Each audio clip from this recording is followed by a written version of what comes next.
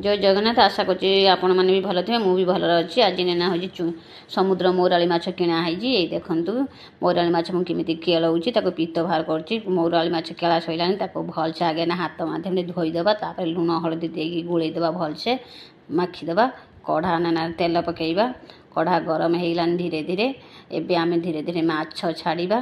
देखो माछटा केमी भजा हो खड़िका मध्यम के भजा हो धीरे धीरे लाल हो ब्राउन कलर केमती होगा माछ को आ गए पात्र में बाहर करदे।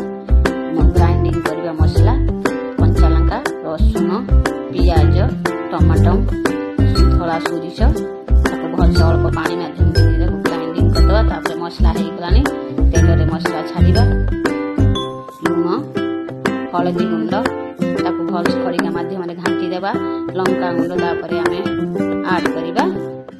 देखो आम तेंतुली खटा को भलसे चकुड़ी देवा देख खटा रेडी होगा मसला माछ छाड़ीदेवा आम खटा पानी ढालीदेवा पानी अल्प देदेवा खड़िका मध्यम भलसे घाटीदेवा।